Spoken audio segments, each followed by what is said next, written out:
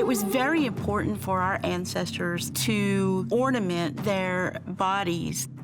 These sort of designs and details lent to the understanding of maybe status of the person, clan affiliation of the person, individual style of the person. Because it happened so long ago, we can't really say for certain what tattooing and body art really meant, but these are some things that we do know that has been handed down through the generations. We are very proud to be able to have those designs that we can use for reenactments.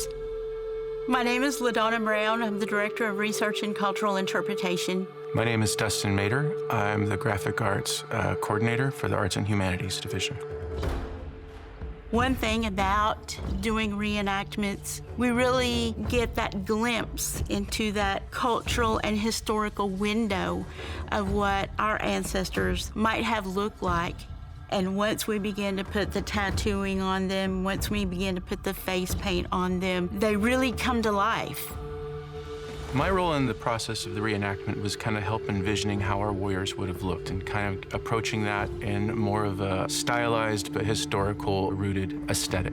A lot of the mindset of like with the red and the black on the warriors' face paint was kind of in some of the written accounts where they talked about how warriors would be wearing the woodpecker as a symbol of protection of good luck, and it's like they were invoking that spirit of tenacity and willpower, and with the red on the tops of their crowns and the black over the eyes, it was to invoke that tenacity and willpower of the ivory-billed woodpecker, which relates to our Great Flood story. The designs of like movement and water, the designs of like the sun, it was so prominent in these written accounts like the George Catlin illustrations and just European contact. Given the opportunity to work on this project was so exciting. Seeing these warriors come together, what was in my imagination, and then seeing them in real life is just, it gives me goosebumps to think about. We're scratching the surface, and we know that each iteration we do this, it's going to dial in that much more. So as we see these men being transformed into warriors, it just really is exciting, and it makes me very proud. It just opens up a real world of Chickasaw identity, Chickasaw people, and establishes that much more of who we are and the place that we held in our history and the history among the other tribes. In order to accomplish tattooing, there were several types of materials that they would have used. They would use the lower jaw and the teeth of the garfish. That specifically was noted by, I believe, Adair, of how the Chickasaw would do tattoos. I think yellow ash cedar as the type of ash material for the tattooing. We were also known to use needles like the turkey spurs and even bone, but it was specifically noted that Chickasaws used garfish teeth as the tattooing instrument.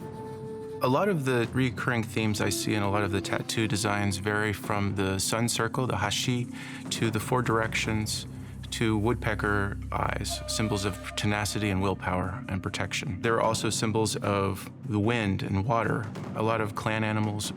These are like love notes in a bottle that our ancestors left us. These shell carvings, these petroglyphs, these underworld caves that we're now rediscovering. It just gives me such an exciting feeling, and it makes me want to keep on pushing the conversation forward. They are a form of inspiration. I know in the modern sense, it helps people feel a direct connection to their ancestors. We're very lucky to have that artwork that exists from the Mississippian period. And it is that artwork that comes into the modern day. Our artists are able to take that information, take those designs, and take those ideas and create their own brand new artwork pieces. While they're reinforcing our cultural identity, they're also bringing our cultural identity and establishing it into the modern day. It is a legacy that our ancestors left us with, and it is a legacy that our artists today are developing on their own accord. For me, it makes me feel like I'm being a good ancestor.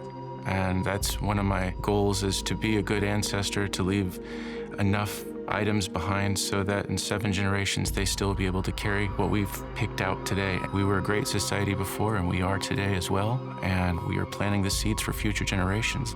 The Chickasaw Nation cultural identity is flourishing, and it's thriving, and it's going to go into the future.